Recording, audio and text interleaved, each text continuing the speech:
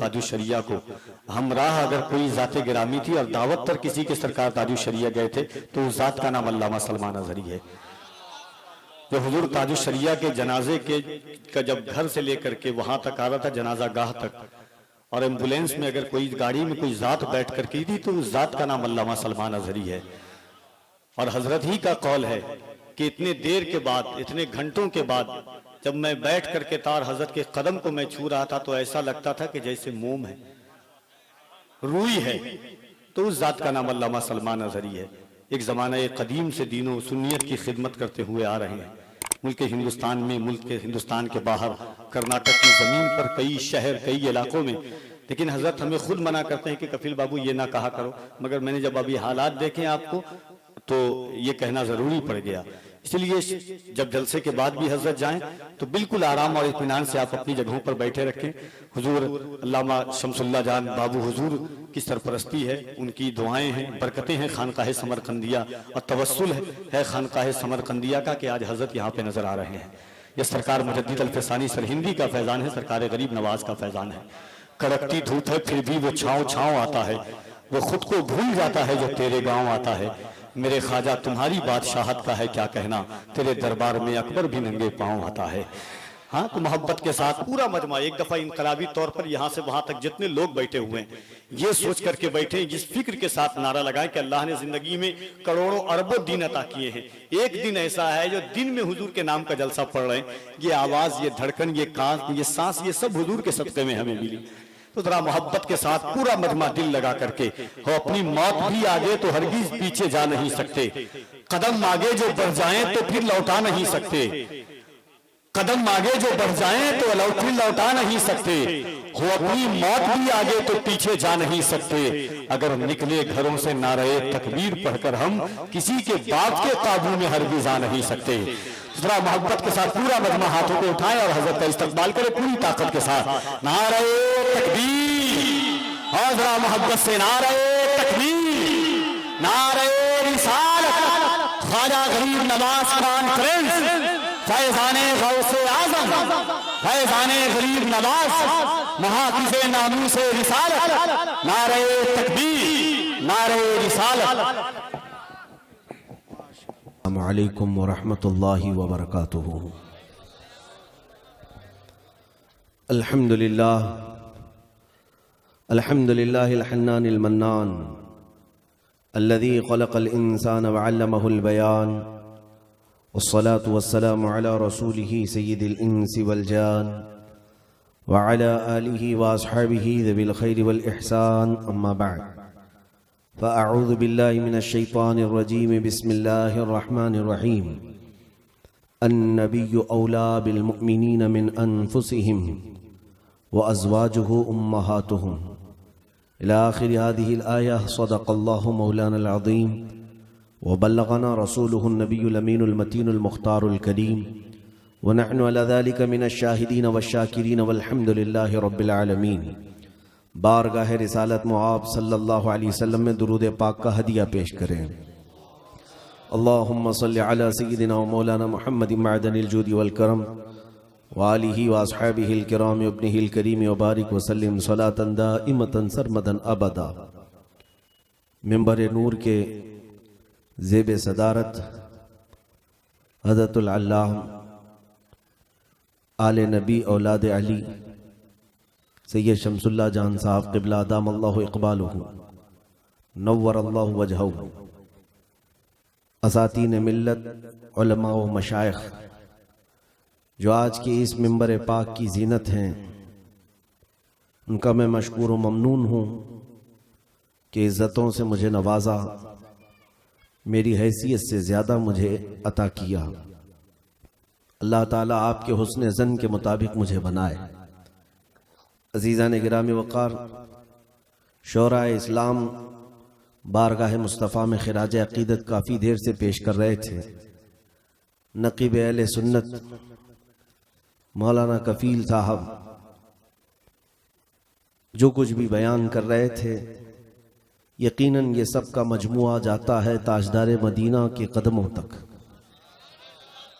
हमारा ये मिंबर, हमारा ये जमा होना, हमारी ये महफिलें, हमारी अपनी शान बढ़ाने के लिए नहीं है, बल्कि यहाँ पर हुजूर की बारगाह में गर्दनें लुटाने के लिए। और अगर वो जज्बा हासिल नहीं हो सका तो इस तरह के 100 जलसे भी बेकार हैं। नबी पाक सल्लल्लाहु ताला अलैहि वसल्लम के नाम पर फिदा होने का जज्बा हासिल ना हो सका तो करोड़ों जलसों का भी कोई हासिल नहीं है। मैं आज कुर्बानियों की बात करता हूं।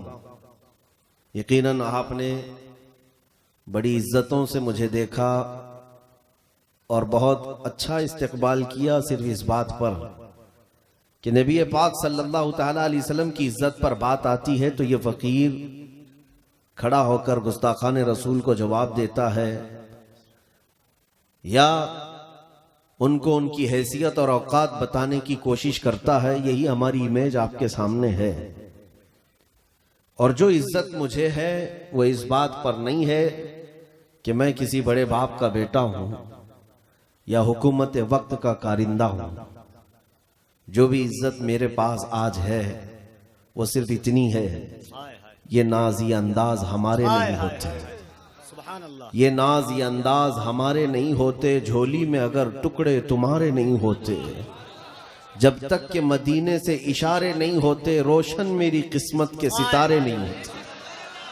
बस बात इतनी सी है। इज्जत जो कुछ भी है हमारे पास वो सिर्फ इतनी सी है, जब तक बिके न थे तो कोई पूछता न था। या रसूल अल्लाह तुमने खरीद कर हमें अनमोल कर दिया।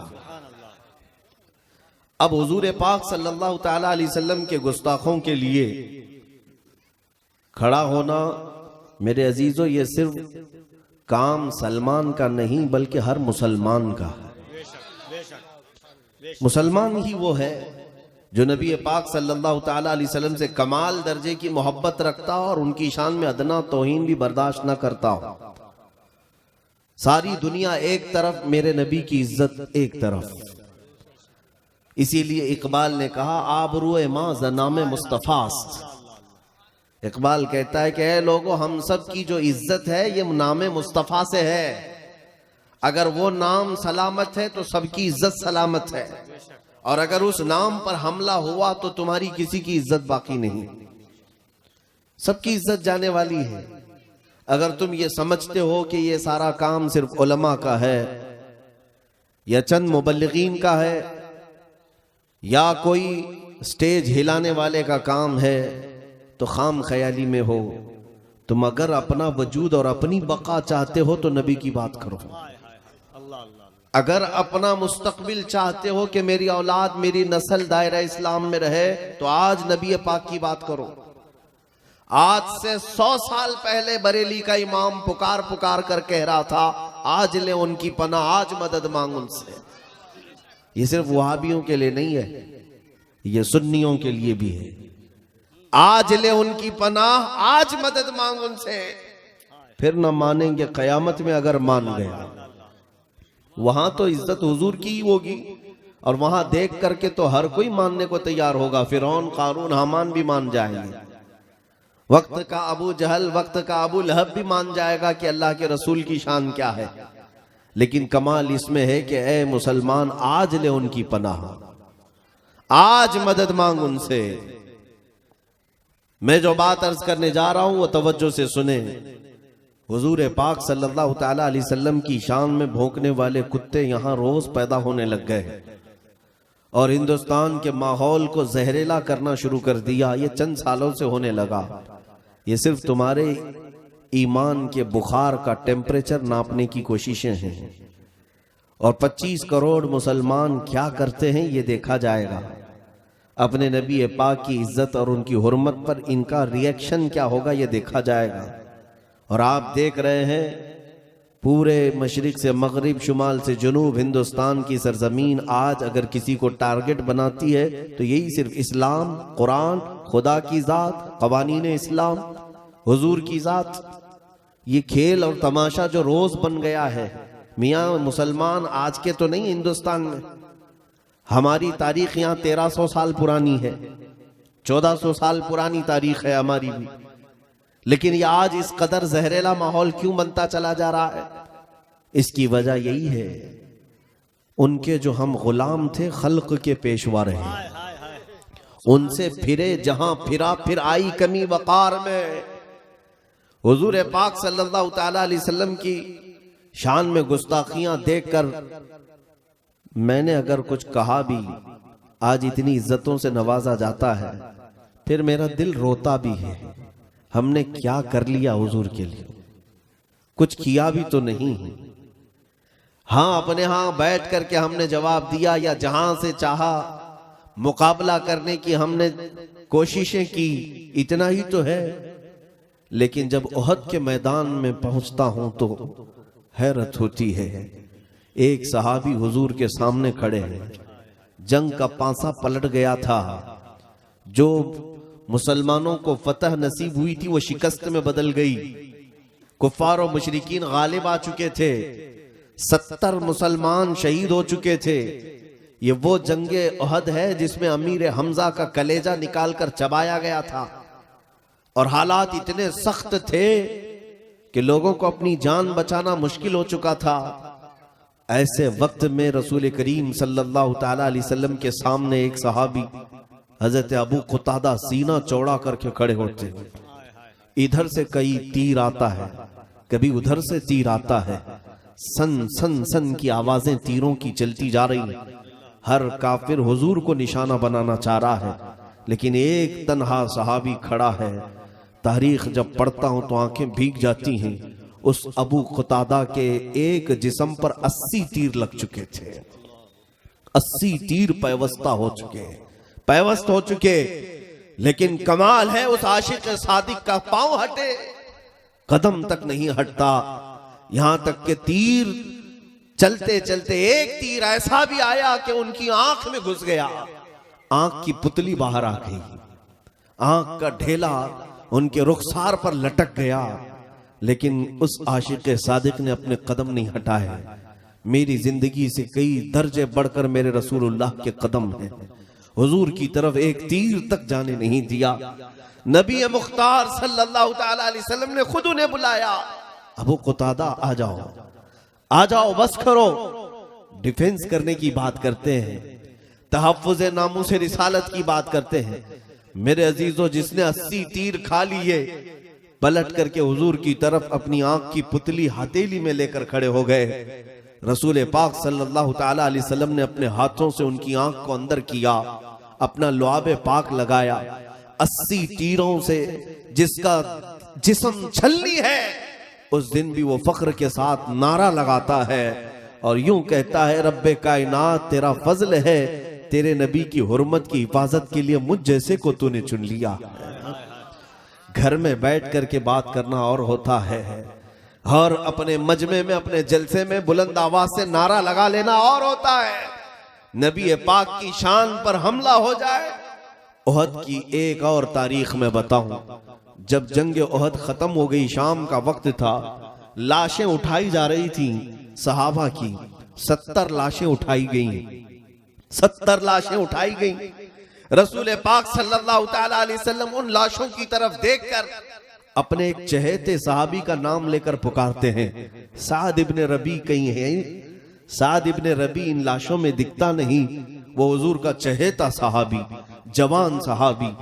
हुजूर 2 सहाबा को कहते, मैदान में ढूंढो, मेरा वो साद जिंदा है या इंतकाल कर गया, जाओ ढूंढ कर लाओ। 2 सहाबा मैदान में गश्त करते हैं, इधर से उधर देखा, तलाश किया, और अचानक बीच मैदान में पहुंचने के बाद देखा कि कई लाशों के नीचे वो दबे हुए हैं। पुकारा, जो सहाबी गए थे हजरत तलहा, साद इब्ने रबी तुम जिंदा हो या इंतकाल कर गए हो? साद इब्ने रबी की आवाज आने लगी, मैं जिंदा हूं, लेकिन मेरे ऊपर लाशें पड़ी हुई हैं। वो आए हुए 2 सहाबा ने उन लाशों को हटाया तो देख करके इनकी आंखें फटी रह गईं। साद इब्ने रबी इस हालत में जिंदा थे कि उनके जिस्म पर 12 नेज़े लग चुके हैं, वो पेट फट चुका था, पेट फट चुका था, और रूह बाकी थी, जिसका पेट फटकर अंतड़ियां बाहर आ रही हो और अभी रूह चल रही हो। वो 2 सहाबा आए साद को उठाने के लिए तो उठ नहीं सके। कहा कैसे आना हुआ? आने वाले दोनों सहाबा ने कहा, साद तुझे अल्लाह के रसूल ने याद किया, मेरे आका तुझे पूछ रहे थे। साद इब्ने रबी इतना सुनते ही उसी मैदान में खून में लथपथ हालत में कहते हैं, ऐ मेरे दोस्तों जाओ मेरे नबी को मेरा सलाम कह देना, शायद मैं हुजूर तक चलकर नहीं आ सकूंगा, मेरी सांसें इतनी बाकी नहीं है, मैं अनकरीब अब हमेशा के लिए चुप होने वाला हूं, जाओ मेरे रसूल को सलाम कह देना। लेकिन साथ में वो साद इब्ने रबी ने एक जुमला ऐसा कहा जो हमारी रूह को झिझोड़ देता है।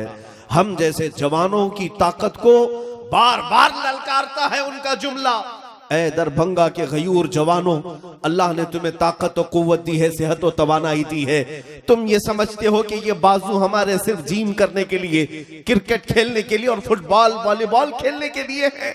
सुनो उस साद इब्ने रबी की जवानी को जिसका पेट फट चुका, और उनकी खैरियत मालूम करने के लिए जो दो सहाबा आए उनसे कहते हैं, ऐ मेरे दोस्तों वापस जाना तो मेरी कौम को ये पैगाम दे देना, मेरी कौम को ये पैगाम दे देना, साद इब्ने रबी तो मर रहा है, लेकिन अगर तुम सबके सब जिंदा रहे और तुम्हारी जिंदगी में अगर कोई हुजूर तक हाथ भी बढ़ा दिया, कयामत के दिन साद उसे नहीं छोड़ेगा, कयामत के दिन उसका कोई उज़्र कबूल नहीं किया जाएगा। ये कहते हुए उनकी सांसें खत्म हो गई। एक रिवायत में मैंने ये भी पढ़ा, साद इब्ने रबी ने आने वाले दोनों सहाबा से कहा, जाओ मेरे आका से इतना कह देना, उज़्रन लक या रसूल अल्लाह, ऐ अल्लाह के नबी मुझे माफ कर दे, मैं आपकी हिफाजत का हक अदा नहीं किया। कौन कह रहा है? जिसके जिस्म पर 12 नेज़े लगे हों, सीना फट रहा हो, पेट फट कर अंतड़ियां बाहर आई, और वो कहता है कि मैंने रसूलुल्लाह की हिफाजत का हक अदा नहीं किया। हम बिस्तरों पर रात भर आराम करते हैं, नरम नरम ग़िज़ाएं खाकर, ऐश और इशरत के घरों में हम आराम करके फिर यहाँ बैठकर नारे लगाकर हम ये कहते हैं कि हम हुजूर की इज्जत की हिफाजत कर रहे हैं। अजीज़ान गिरामी, सच कहा था शायर ने, ये शहादत गहे उल्फत में है कदम रखना, लोग आसान समझते हैं मुसलमान होना। तुमने अभी हुजूर के नाम पर बर्दाश्त ही क्या किया है? हुजूर के नाम पर अभी सहा क्या है? कुछ भी तो नहीं। आज मुझे बताओ किसने तुम्हारी गर्दन पर तलवार रखी कि तुम नमाज पढ़ोगे तो गर्दन काट दी जाएगी? आज तक मेरे ख्याल से हिंदुस्तान की सरजमीन पर किसी मस्जिद में तलवार तुम्हारी गर्दन पर नहीं रखी गई। कौन तुम्हें रोकता है नबी पाक की शान में नाते पढ़ने से? कोई है? तुम्हें रोकने वाला यहाँ कोई नहीं, टोकने वाला कोई नहीं, ना तुम्हारी गर्दनों पर तलवार रखी गई है, बावजूद उसके तुम आराम से बिस्तर पर सोकर नमाज़ें क्यों कज़ा करते हो? हुजूर के नाम पर कोई आज तक तुम्हें रोकने वाला नहीं कि तुम मोहम्मद मोहम्मद सुबह शाम पुकारते रहो। मजाल है यहाँ किसी की कि तुम्हारी जुबान खींचे, बावजूद उसके तुम्हारी जुबान आज गंदे गानों की और गंदे नगमों की दिलदादा हो चुकी है, और तुम्हारी जुबानों पर इश्क रिसालत मुआब के नगमे नहीं आते, हुजूर की नाते नहीं आती। कुछ तो हमें बदलने की जरूरत है। ऐ मेरे अजीजों, आज जो लोग ये वावेला मचा रहे हैं कि हमारा माहौल खराब हो गया, क्यों ना खराब होगा? इस्लाम को तुमने अपने घरों में अजनबी कर दिया है, नबी पाक की सुन्नतों से तुम खुद ना आशना होने लग गए। हमारे मुआशरे में अब मुझे बताओ, अभी अगर मैं एक नारा लगाऊं हुजूर के नाम पर, गर्दन कौन फिदा करेगा? हर एक के 2-2 हाथ उठ जाएंगे, गर्दनें उठ जाएंगी। मेरे अजीजों, जो हुजूर के नाम पर गर्दन कुर्बान कर सकता हो, रसूल पाक पर जान देने की बात करता हो, वो फजर में अपना बिस्तर छोड़ने को तैयार नहीं। अल्लाह के घर से उसे बार बार बुलाया जाता है, वो नमाज की तरफ आने को तैयार नहीं। कौन सी जान दोगे? कौन सी जान दोगे? मेरे अजीजों, इस्लाम को हमने आज अपने घरों में अजनबी कर दिया। मैं 2-3 दिन पहले की बात है, रात भर पढ़ता रहा और आंखें डबडबाती रही। तारीख पढ़ने के बाद मैं नौजवानों को गुजारिश करूंगा, इंटरनेट तुम्हारे हाथ में है, मोबाइल तुम्हारे हाथ में है, सिर्फ गेम खेलने के लिए नहीं है, सिर्फ गंदी तस्वीरें सर्च करने के लिए या दिन भर फेसबुक, व्हाट्सएप, इंस्टा पे चैटिंग करने के लिए नहीं है। थोड़ा तारीख इस्लाम का मुताला भी कर लो, तुम्हारे जियाले, तुम्हारे असलाफ के किरदार का मुताला भी कर लो। तुम किसके वारिस हो ये भी जरा पढ़ लिया करो, तुम किसके वारिसीन में शुमार किए जाते हो ये भी जरा मुताला कर लो। मुझे हैरत हुई जब पढ़ रहा था, ये वो इस्लाम है जो एक रेगिस्तान की सरजमीन से निकला, देखते देखते पूरी दुनिया में छा गया। वो मदीने के छप्पर के घरों से निकला था। खाने पीने की किल्लत ऐसी कि एक खजूर पर 4 सहाबा पूरा दिन गुजार लेते। जब खंदक खोदने की बात आती, पेट पर पत्थर बांधकर 2-2 दिन तक भूखे रह जाते। लेकिन उन फाका कशों को देखो तो जरा, पैरों में चप्पल नहीं, पहनने के लिए कपड़े पूरे नहीं, लिबास में पैबंद लगा है। मस्जिद में जब आते, मस्जिद नबवी में सजदा करके उठते थे, सबकी पेशानियां कंकरियों से चुभी हुई होती।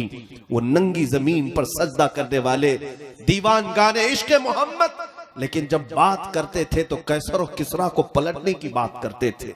रोम के तख्त को पलट दिया, किसरा के गुरूर को, उसके घमंड को मट्टी में मिला दिया, खाक में मिला दिया। अरे जिस तरफ गए सैले रवां बहता चला गया। हम तारीख पढ़ रहे थे, आखिर क्या चीज थी उनके पास जो ये कहते थे दश्त तो दश्त है, दरिया भी न छोड़े हमने, बहरे जुल्मात में दौड़ा दिए घोड़े हमने। उन्हें ना कोई समंदर रोक पा रहा था, ना कोई आंधी रोक पा रही थी, ना कोई जंगल रोक पा रहा था, ना कोई दरिंदा रोक पा रहा था।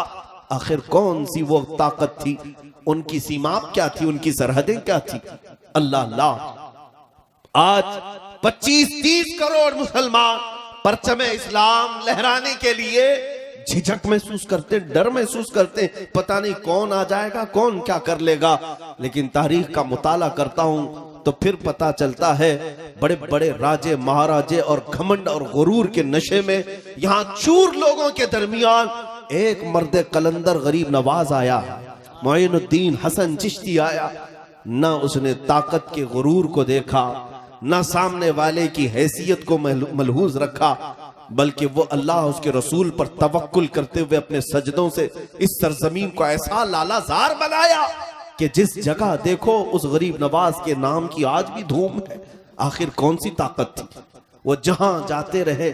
इकबाल इसीलिए तो कहता है, कुछ बात तो है कि मिट्टी नहीं हस्ती हमारी, सदियों रहा है दुश्मन दौरे जमा हमारा, रुकता न था किसी से सैले रवा हमारा, हर जगह फतह के झंडे तुमने गाड़े, ईरान को घुटने टेकने पर मजबूर किया, स्पेन में इल्म की शमे ऐसी रोशन की कि यूरोप के बड़े बड़े बादशाह अपने बेटों को उलमा इस्लाम के पास पढ़ाने के लिए फख्र करते हैं।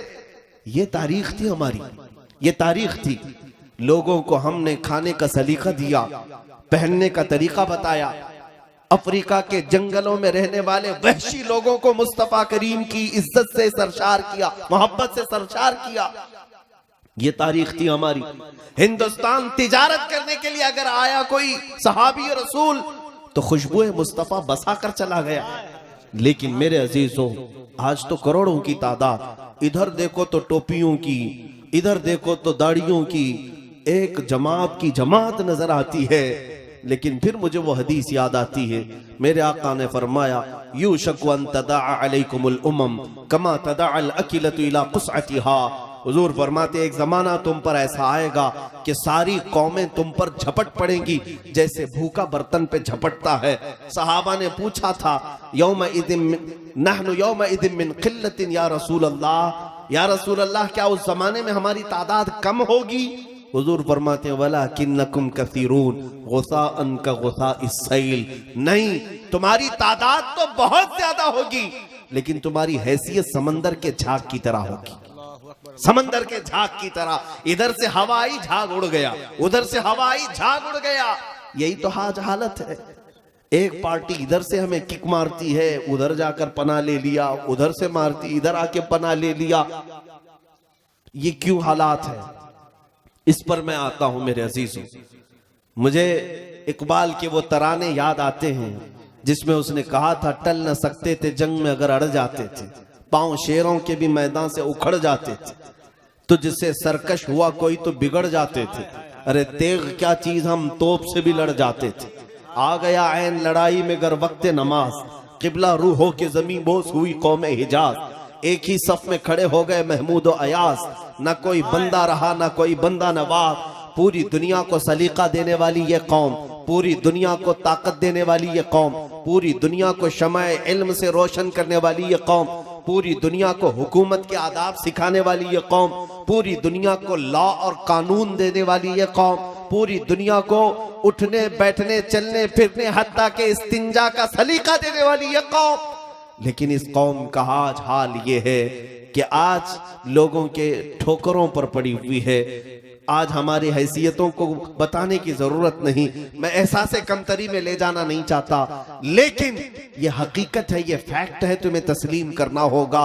वो सैले रवां हमारे पास उससे भी बड़ा है, लेकिन अब हम सिमटते चले गए। हम तो एक मस्जिद का मीनार नहीं बचा पा रहे हैं, एक मिंबर नहीं बचा पा रहे हैं। अब हमारी दरगाहें खतरे में हैं। कभी मज़ारात की चादरें जला दी जाएं, कभी किसी आलिम की दाढ़ी पकड़कर मोड़ दिया जाए, उसे राम राम चिल्लाने पर मजबूर किया जाए, कभी किसी को सिर्फ गाय के गोश्त के नाम पर कत्ल कर दिया जाए। पूरा मजमा तो, पूरा हिंदुस्तान तो सिर्फ वीडियो वायरल करने में मसरूफ है, एक दूसरे को इधर उधर शेयर करने में मसरूफ है। बाकी हालात तो ये है मेरे अजीजों, सिंध की सरजमीन पर 4 औरतों के साथ गुंडों ने इस्मतदरी की थी, तो 19 साल का मोहम्मद बिन कासिम अरब से 10,000 का लश्कर लेकर हिंदुस्तान आ गया था। कौन है जो मेरी बहनों की तरफ आंख उठाकर देखा? और मोहम्मद बिन कासिम जब 19 साल की उम्र में हिंदुस्तान आया था, राजा दाविर सिंह से उसने मुकाबला किया। किस बात पर? सिर्फ 4 औरतों की इज्जत के साथ उसके गुंडों ने खेला था। मोहम्मद बिन कासिम ने लड़ाई ऐसी की थी, न राजा का नामो निशान रहा, न गुंडों का नामो निशान रहा। पूरे तख्त और ताज का तन्हा मोहम्मद बिन कासिम मालिक बनकर रहा। वो तो फतह करने नहीं आया था, अपनी बहनों की चीख सुन करके आया था। यहाँ तुम्हारे पड़ोस से न जाने कितनी माएं चीख रही हैं, कितनी बहनें अपनी इज्जत को लुटती हुई शिकायतें करती हैं, किसी के कानों पे जूं तक नहीं रेंगती। अजीजा ने गिरामी, ये सारी इज्जतें बाद में हमारी माएं लुटती हैं, बेटियां लुटती हैं, मस्जिदें लुटती हैं, खानकाएं लुटती हैं, ये सब बाद में। इससे बढ़ करके तो ये है, शर्म से डूब मरने की बात। मुझे एक बात याद आती है, बरेली शरीफ हाजिर हुआ था, वहां के बुजुर्ग और खानकाहे रज़विया की आबरू मेरे साथ मुसाफे के दौरान उन्होंने मोहब्बत के साथ कहते कहते उनकी आंखों से आंसू मैंने देखे। कहा कि मौलाना आप बात तो कर रहे हैं, खिताब कर रहे हैं, हिंदुस्तान में मुसलमान है कहां? हिंदुस्तान में मुसलमान है कहां? मैंने कहा कि हुजूर बड़ा जुमला है, आप ऐसा क्यों फरमा रहे हैं? कहा कि जब हिंदुस्तान की सरजमीन पर से अल्लाह रब्बुल इज्जत को गालियां दी जाए, रसूलुल्लाह के मुतालिक जिना के इल्जामात लगाए जाएं, तो फिर मुसलमान है कहां? मुसलमान है कहां? आपको पता है, एक औरत की इज्जत पर हमला आवर हुआ था कोई गुंडा, तो अरब से ईमान वाले चले आए थे। गज़वे तबूक क्यों हुआ था? एक हुजूर के कासिद को एक बादशाह ने जुल्मन कत्ल किया था, तो पूरे मदीने के सहाबा निकल आए कि रसूलुल्लाह के कासिद के साथ कैसे बेहुरमती हुई। पूरी जंग हो गई तबूक की। गज़वे बनी मुस्तलक में हुआ क्या था? मक्का की एक औरत का बुरका निकाल दिया था एक यहूदी ने, खुद रसूलुल्लाह चल पड़े सहाबा के साथ। अरे वहां नौजवानों की इज्जत पर बात आती तो पूरा मदीना निकल पड़ता, यहां खुद बजाते खुद रसूलुल्लाह की इज्जत की बात आई। लोग अपनी कुर्सियां संभालने में मसरूफ हैं, लोग अपने घर बार संभालने में मसरूफ हैं।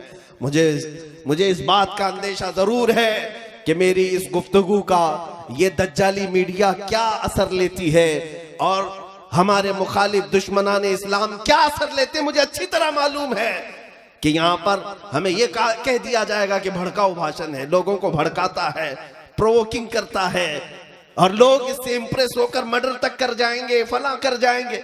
तुम 1000 मेरे मुतालिक कह लो, मुझे इसकी फिक्र नहीं। तुम मुझे आतंकवाद कह दो, दहशतगर्द कह दो, टेररिस्ट कह दो, मुझे इस नहीं।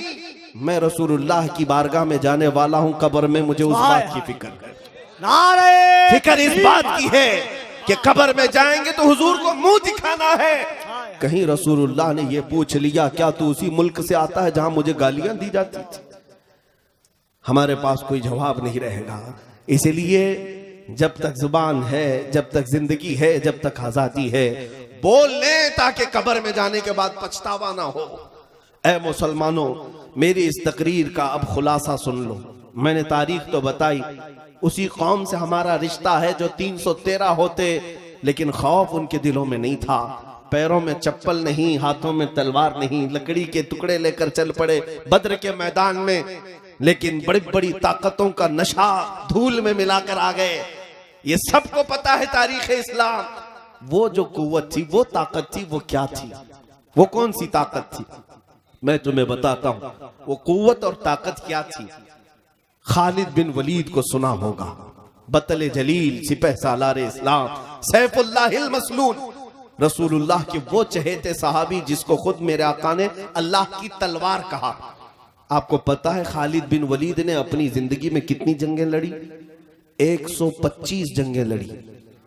125 जंगें। तुम उतना खेले भी नहीं होगे मैदान में, वो जंगों में शिरकत कर चुके हैं। जंग का मतलब समझते हो? जान हथेली पर लेकर जाना, कब कहां से तीर आ जाए, कब कहां से तलवार चल पड़े और गर्दन कट जाए। खालिद बिन वलीद खुद कहते हैं मेरे पूरे जिस्म में एक बालिश्त जगह भी बाकी नहीं जहां तीर ना लगा हो, जख्म ना आए हो पूरे जिस्म पर। और मालूम है आपको, वो जो तलवार उठाते थे, उनकी तलवार का एक हाथ का जो उनकी तलवार का वजन था 35 किलो का था। और वो मैदान में जब रह जाते, जंगे मौता एक जंग ऐसी है जिसके मुतालिक खुद खालिद बिन वलीद कहते हैं एक दिन में सुबह से शाम तक मेरे हाथ से 9 तलवारें टूटी, 9 तलवारें टूटी, लेकिन मैदान से हटे नहीं। उस खालिद बिन वलीद की बात कर रहा हूं जिसने जिंदगी में 125 जंगें लड़ी और कभी शिकस्त नहीं खाई, कभी शिकस्त नहीं खाई, हमेशा फतह और परचम इस्लाम लहरा कर आते रहे। एक जंग में उनके साथ एक मामला हुआ, उनकी टोपी, उनका अमामा मैदान में गिर गया। लड़ते लड़ते 4 बड़े बड़े पहलवान उनके सर पर सवार थे, दुश्मनान इस्लाम। तलवार गर्दन के करीब थी, लेकिन खालिद बिन वलीद ने उस तलवार की तरफ जरा बराबर नजर नहीं की, तवज्जो नहीं किया। अपने अमामा उठाने और अपनी टोपी उठाने के लिए चल पड़े। जंग के मैदान में कोई गर्दन पर तलवार लेकर खड़ा हो, अपना डिफेंस करना चाहिए, अपना बचने की रास्ते देखने चाहिए, ना कि टोपी कपड़ा चप्पल देखें। जंग के उसूल तो ये हैं। लेकिन खालिद बिन वलीद अपना अमामा उठाने के लिए चल पड़े, उठाया, चूमा और फिर रख लिया। जो खड़े थे दुश्मन वो देखते रह गए। पूछा कि तुम ही वो खालिद बिन वलीद हो जो सिपह सालार इस्लाम? कहा मैं हूं। कहा ये ऐसी हरकत तुमने आज की, एक आम फौजी भी नहीं करता ऐसी हरकत, आम सिपाही भी नहीं करता। ऐन जंग के वक्त जब दुश्मन तुम्हारे सर पर खड़ा हो, तुम अपनी टोपी उठाने जा रहे हो, अपने अमामा उठाने जा रहे हो। खालिद बिन वलीद ने कहा नादानो, तुम समझते नहीं, ये मेरे लिए सिर्फ टोपी नहीं है, ये मेरा सिर्फ अमामा नहीं। तुम क्या समझते हो? तुम क्या समझते हो कि खालिद बिन वलीद ने बेवकूफी की? बात दर हकीकत ये है कि मैं इस अमामे को उठाने के लिए इसलिए चल पड़ा कि इस अमामे में मेरे रसूलुल्लाह के 3 मुँह मुबारक रखे हुए हैं। मेरा विजदान ये है, मेरा यकीन ये है। खालिद कहते हैं मैं अपनी ताकत और कुव्वत के बलबोते फतह नहीं करता, मुझे जो फतह मिलती है वो रसूलुल्लाह के मुँह मुबारक की बरकत से। नारे तकबीर, नारे रिसालत, अज़मते मुस्तफा, रिफाते मुस्तफा, नामूसे मुस्तफा। उनको नशा नहीं था अपनी कुव्वत का, अपनी ताकत का, कि मैं 35 किलो की तलवार उठाता हूं और सफों की सफे दरहम बरहम करता हूं। नहीं, खालिद बिन वलीद को यकीन था मुझे अगर कोई चीज फतह दिला सकती है तो वो निस्बत रसूलुल्लाह है। रसूलुल्लाह की निस्बत ही मुझे फतह से हम किनार कर सकती है। आज भी मैं आपसे यही कहना चाहता हूं, कभी अपनी तादाद की तरफ मत देखो। बिछड़े हुए हैं तो क्या हुआ, टूटे हुए हैं तो क्या हुआ, घर बार नहीं है तो क्या हुआ। इतनी बात तो है कि तुम्हारा सीना अब भी नबी के नाम पर धड़क तो रहा है, हुजूर के नाम पर मचल तो रहा है। अब जब भी मुअज्जिन पुकारता है अशहदु अन्ना मुहम्मदर रसूलुल्लाह, तुम अपने अंगूठे लबों से लगाकर आंखों से लगा लेते हो, चूम करके आंखों से लगाते हो। ये इस बात की अलामत है कि सब लुट गया है, लेकिन नामे मुस्तफा की कदर और कीमत अभी भी सीने में मौजूद है। अगर इतनी दौलत तुम्हारे पास है तो फिर ना उम्मीद होने की जरूरत नहीं, अब किसी और से खौफ खाने की जरूरत नहीं। ये जो हल्की हल्की शमा है, बस इसकी लौ को थोड़ा और बढ़ा दो, थोड़ा और बढ़ा दो, थोड़ा और बढ़ा दो। फिर मैं कहता हूं तुम्हें न मैदान में उतरने की जरूरत है, न किसी से जंग का जंग की नौबत आने की जरूरत है, ना मुकाबला करने की जरूरत है। बस तुम सिर्फ चहलकदमी करो इश्क़ मुस्तफ़ा के नाम पर, फिर देखना मुसल्ला वो बिछाएंगे, इमामत तुम किया करोगे, इमारत वो बनाएंगे, अजान तुम दिया करोगे। बात सिर्फ इतनी है, सीना हो तो मुस्तफा के इश्क में धड़कने लग जाए। मैं बात करता हूँ सुल्तानुल हिंद मोइनुद्दीन गरीब नवाज की। जब वो हिंदुस्तान आ रहे थे, ये वो वक्त था जब शहाबुद्दीन गौरी शिकस्त खाकर वापस जा रहा था। शहाबुद्दीन गौरी के पास 1.5 लाख की फौज थी, हाथी घोड़े साजो सामान सब थे, लेकिन यहाँ के राजे महाराजाओं से शिकस्त खाकर जा रहा था। जब गरीब नवाज आ रहे थे 8 फकीरों के साथ, और एक रिवायत में 40 फकीरों के साथ आ रहे थे। रास्ते में मुलाकात हो गई। बादशाह ने अपने कासिद भिजवाए और पूछा, देखने में तो दुर्वेश मुसलमान लगते हैं, किधर का सफर है, कहां जा रहे हैं, पूछाओ। कासिद आया, पूछा, बाबा कहां जा रहे हो? गरीब नवाज ने कहा, हिंदुस्तान फतह करने जा रहे हैं, हिंदुस्तान फतह करने जा रहे हैं। तो बादशाह को जब ये खबर मिली तो हंसने लगा, हमारी 1.5 लाख की फौज है, हाथी घोड़े साजो सामान है, और ये 8 फकीरों की जमात जा रही हिंदुस्तान फतह करने की बात कर रहे हैं। वो हंसने लगा। मोइनुद्दीन चिश्ती ने फरमाया, शिहाबुद्दीन तुम में और मोइनुद्दीन में फर्क ये है कि तू हाथी घोड़े साजो सामान के भरोसे पे गया था, मोइनुद्दीन सिर्फ अल्लाह उसके रसूल के भरोसे पर जा रहा है, और वो तवक्कुल आज भी नजर आता है। मोइनुद्दीन चिश्ती बगैर तलवार के आए, लेकिन आज घर घर में मोइनुद्दीन का परचम लहराता है। गरीब नवाज का फैला हुआ इस्लाम हर घर पर लहरा रहा है। मैं आज यहाँ बात यह करना चाहता हूँ कि इश्क़ मुस्तफा में लबरेज सीना लेकर के वो गरीब नवाज आए थे। क्या नहीं किया गया उनके साथ, क्या नहीं किया गया?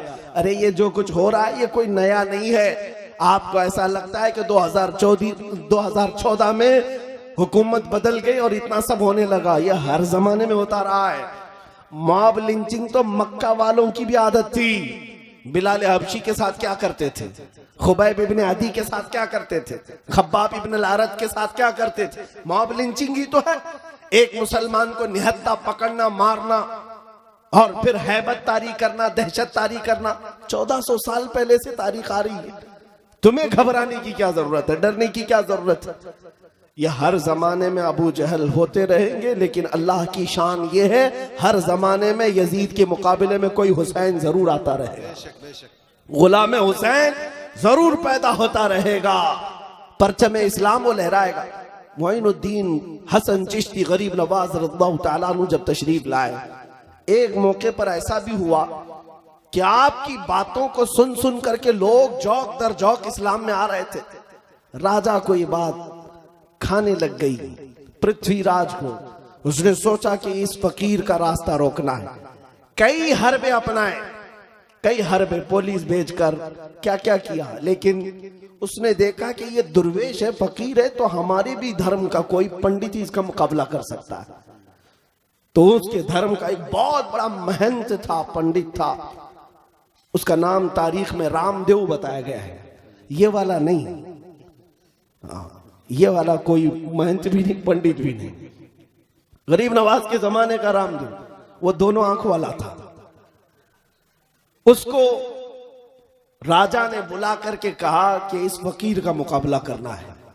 वो जादूगरी में भी माहिर था, बड़े से बड़े जादू की कलाएं जानता था।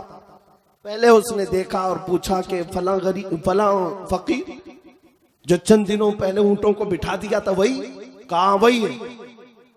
तो उसने कहा ये मेरे बस का काम नहीं, मैं उसके साथ शास्त्रों से मुकाबला नहीं करूंगा। जब राजा ने बहुत ज्यादा जोर दिया तो रामदेव ने कहा ठीक है, मैं जादू के मंत्रों से उसका मुकाबला करूंगा, आप मुझे इजाजत दें। बादशाह ने कहा, राजा ने कहा ठीक है।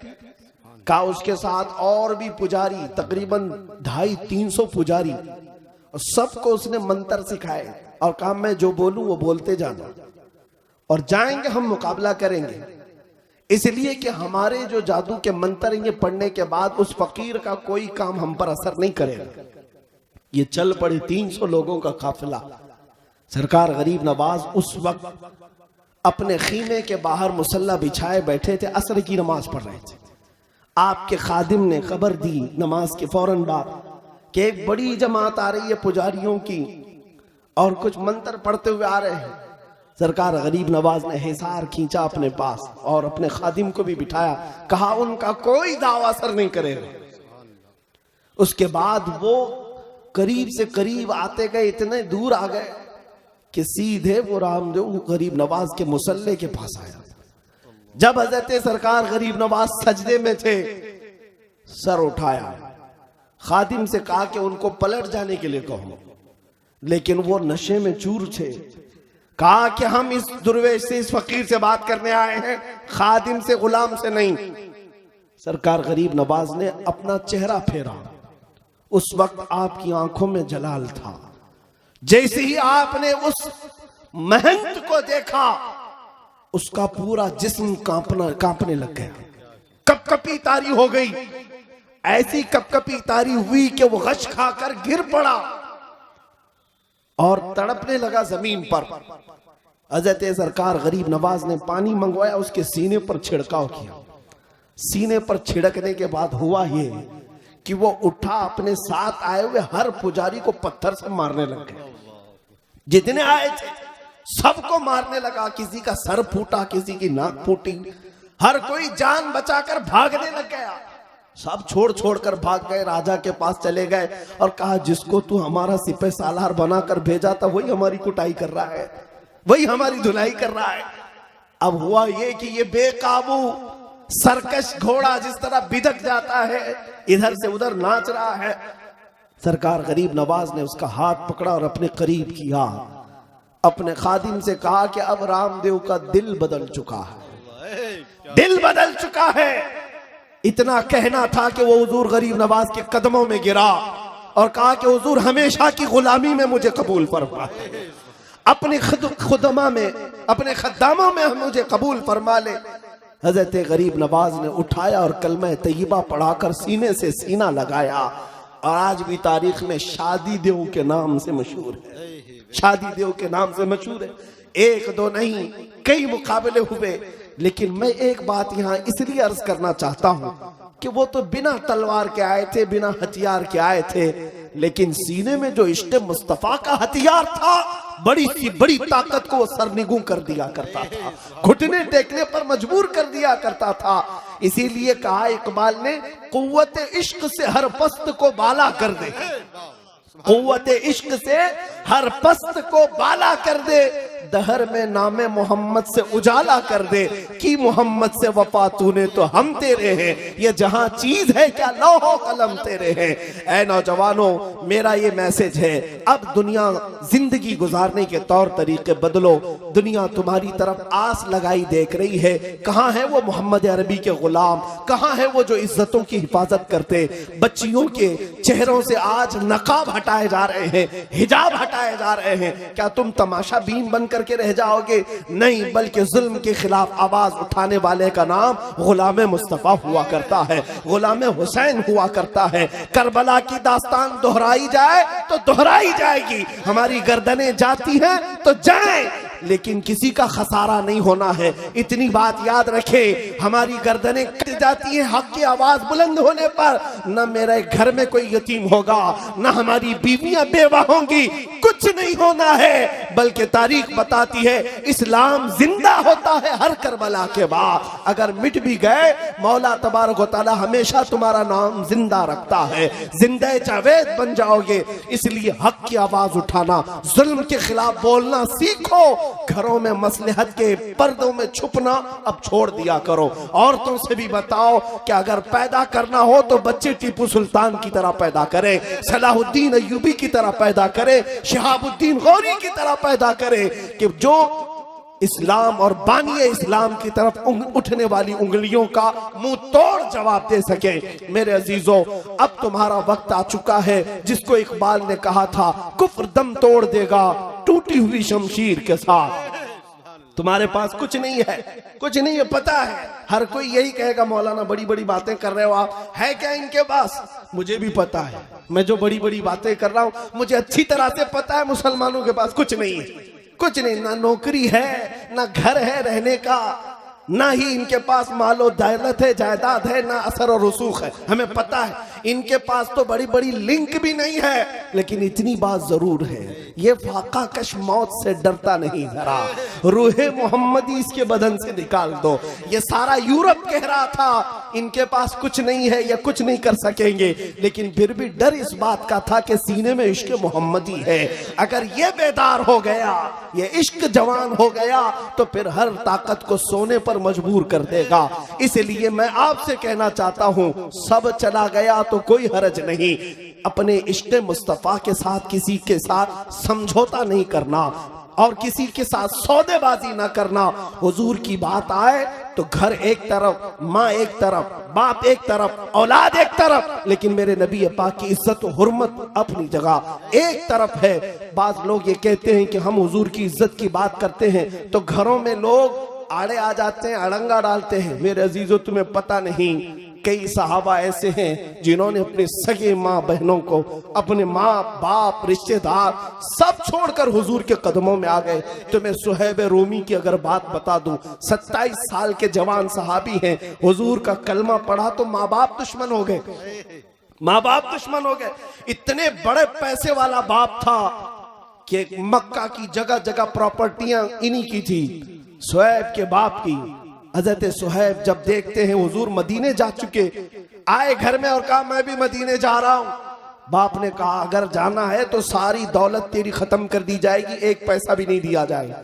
सुहैब रूमी ने कहा जो लिखवाना है लिख लो, सारी जायदादें लिख लो, जिसे चाहे दे दो, मैं मदीने जाऊंगा मेरे मुस्तफा के कदमों में। सुनो, बाप को गुस्सा आया, सारी दौलत लिखवा लिया, कहा कि निकल जा मेरे घर से।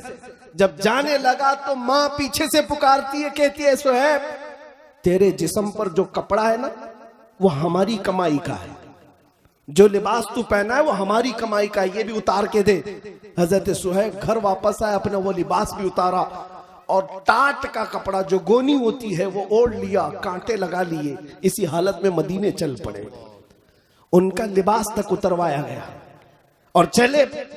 अभी मक्का की सरहद खत्म भी नहीं हुई थी, बाप बड़े पैसे वाला मक्का के गुंडों को पैसा दे करके भेजता है और कहता है कि मेरा बेटा मदीना जा रहा है, उसे बीच रास्ते में इतना मारो कि वो वापस घर आ जाए। गुंडों को पैसा देकर लगवाया। बीच रास्ते में गुंडे आए, सुहैब रूमी के साथ लड़ाई झगड़े शुरू हुए, घोंसे मारे गए, लात मारे गए, क्या क्या मारा गया।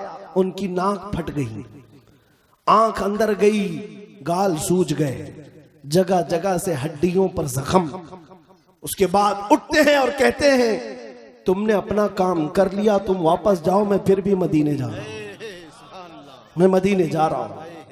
टाट का लिबास, जगह जगह से जख्म, हड्डियों को तोड़ दिया गया। लेकिन इसी लंगड़ाते हुए माजूरी के आलम में 9 दिन का पैदल सफर करके वो मदीने आ रहे हैं। माँ बाप ने सब छीन लिया, रिश्तेदारों ने छीन लिया, लेकिन इधर जब आ रहे थे, रिवायत है कि मस्जिद नबवी से उस दिन शाम के वक्त मेरे आका बाहर निकलकर अपनी गर्दन ऊंची कर करके बार बार किसी का इंतजार कर रहे थे। साहबा ने पूछा हुजूर कोई आ रहा है? हुजूर ने कहा हाँ, मेरा एक दर्दमंद आशिक मेरी मोहब्बत में जख्म खाकर आ रहा। साहबा ने देखा वो कोई और नहीं, सुहैब आ रहे थे। जब वो करीब आए तो लंगड़ाते हुए आए, जगह जगह जख्म था, टाट का लिबास पहने हुए थे। जैसे ही करीब आए मेरे आका ने उनको सीने से सीना लगाया, अपनी चादर उठा करके उनको पहना दिया, चादर लपेट दिया। चादर जैसे ही लिपट गई, सुहैब के जुबान पर अब मुस्कुराते हुए ये जुमले आते हैं, कहते हैं मेरे दोस्तों, लोगों ने मुझे मारा तोड़ा, मेरे माँ बाप ने सब छीन लिया, नबी पाक ने चादर क्या पहनाई, सारे जख्म काफूर हो चुके, सारे दर्द खत्म हो गए, मुझे कोई दर्द भी याद नहीं, कोई जख्म भी याद नहीं। वो सुहैब जिंदगी भर उस चादर को साथ रखते रहे, यहां तक कि अपनी वफात के वक्त भी ये वसीयत कर करके गए कि अगर मैं मरूं तो मेरे कब्र में यही चादर कफन के तौर पर पहनाना, इसलिए कि ऐ लोगों, जब सगी मां ने मेरे कपड़े उतरवाए थे उस वक्त अगर मुझे किसी ने कपड़ा दिया था तो वो ताजदार मदीना की जात थी। अजीजान गिरामी, उन सहाबा ने सब कुछ छोड़ा था हुजूर के नाम पर। अगर तुम्हारी जिंदगी में कभी ऐसा मौका आए तो ये मत देखना ये 4 दिन की दुनिया को राजी रख सकूंगा, मौलाना के साथ नहीं जाऊंगा, ये राजी रहेंगे, कभी नहीं हो सकेगा। ये कभी राजी नहीं होंगे। अगर ज्यादा से ज्यादा इनकी दोस्ती चलेगी तो तुम्हारी कब्र तक, कब्र में दफन करने के बाद घंटा भर भी तुम्हारी कब्र पर कोई बैठने वाला नहीं। ये करीबी दोस्त, करीबी भाई भी तुम्हारे कब्र की तख्तियां बंद करके निकल आता है। मुर्दा चीखता रहता है, ऐ मेरे दोस्तों थोड़ी देर और बैठ जाओ, थोड़ी देर और बैठ जाओ, लेकिन तुम उसे कब्र में दबा करके आते हो। जानते हो एक सुराख भी रोशनी का नहीं होता, हवा की कोई खिड़की नहीं होती।